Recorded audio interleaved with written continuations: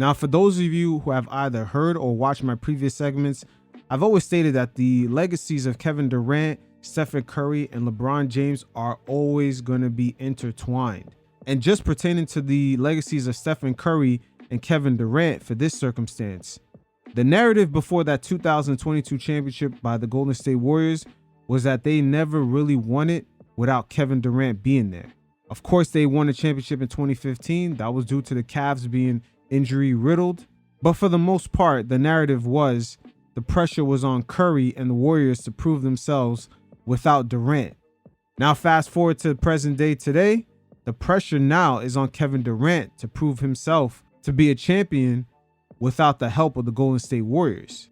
And Draymond Green had to sit down with Jeff Teague, and he confirmed this. You guys check it out, and every once in a while, I'll check in. What's your favorite championship year? 2022. Because 2015, which was the first one. Shout out to Harrison Barnes. HB. Boys forget. Yeah. Facts. HB was very integral in On that my championship. life, bro. Boys forget. On my Absolutely. life. Facts. But go ahead. 2015, we didn't really know what we was doing. You know what I'm saying? Like, you just chasing it. Like, you don't really know. And so, Once again, the Cavs were injury riddled. No Kyrie Irving, no Kevin Love. LeBron James was out there on the floor pretty much on his own, but injuries is part of the game. So give or take, the Warriors won that. But going up against a fully healthy Cavs roster, we got to put this into proper perspective. There was never any proof that that team could straight up just beat LeBron alongside Kyrie and a healthy Kevin Love. Because going into that finals in 2016, the Cavs were the favorites. You guys can check the history books. Vegas had Cavs as the better team. That's why that following offseason, all the Golden State Warriors took a plane all the way to the edge of Long Island on the other coastline of the country and sat down and got Kevin Durant. There's a reason for that.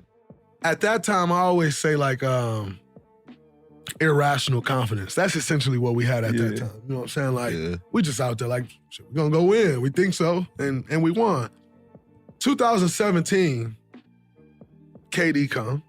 And Christmas Day, we were still trying to figure out like who getting the ball. Okay. And after we lost to Cleveland. Elite game. Yeah. And after that game, K told Steph, like, don't worry about me. I'm good. I'll find mine. Be Steph. And from that point on, we rolled. It was just a matter of time to get to the date that we would win the championship. Yeah, y'all was cheating, bro. Like 2018, just a matter of time of the date we're going to win a championship. 2022 wasn't really a championship team. Like, are the championship teams that I've been on. You know what I'm saying? Now, right there, Draymond Green brings up a great point that team really wasn't a championship team. That shows you how much Stephen Curry elevated his game to bring that team over the hump and defeat the Celtics, because Curry won that championship with Andrew Wiggins as his second best player.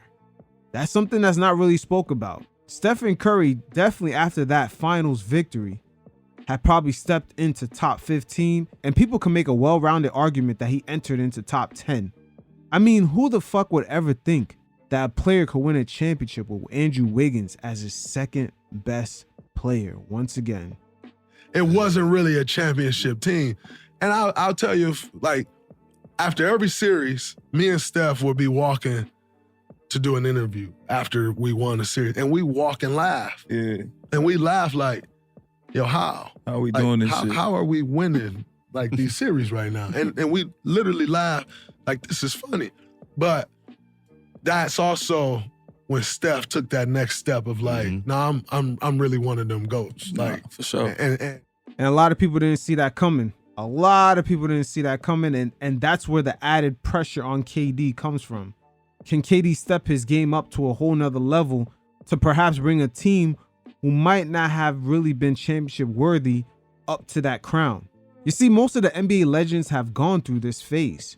We've seen Kobe Bryant go through it in 2008, losing the NBA Finals to the Boston Celtics to get his redemption and fully solidify himself in 2010 when he defeated the Boston Celtics. Not all championships are created equal. He carried us. but that was the toughest one. We weren't favored. Like, Hell no. everybody was calling us too small. Boston, they too athletic. They Yeah. too big. Yeah. We didn't stand a chance. And we went and made. And that's where Stephen Curry's body, his revamped body, came into play right here, because he was able to even push guys like Al Horford and get into the paint. Once again, the version of Stephen Curry we saw in the 2022 finals was probably Curry in his ultimate form. And during the biggest moments in that finals, unlike his previous finals, he didn't really come up short at all. He stepped up and he carried that team on his back, and he fully cemented his legacy with that finals performance. So that one was my favorite one. Okay. And then also, I told KD I'm gonna win when you leave here. Out the gate. And You did that shit. I did that. Yeah. So that one was the most fulfilling for me. That stings, boy. That stings right there. And that's where KD is going to have to come back at them. Because previously, before the Warriors had won that championship, at least if KD retired with no other ring, at least he could have said, they never won without me. Now he can't hang his hat on that. And that's why the pressure is on KD to win another ring without the Warriors and to fully cement his legacy as a champion. It's the same thing for LeBron James going back to Cleveland. In 2016, that championship ring cemented LeBron's legacy right there. He went back home and brought a championship to a franchise that has never won one before, and which is viewed by most of the league as pretty much a second-class franchise. When was the last time they ever just got a top free agent to go there? So LeBron bringing the championship to that franchise fully cemented his legacy. Like I said before, not all NBA finals are created equal, and there's certain championships that mean a lot more than others. So we'll see if KD could cement himself and have one of those signature moments.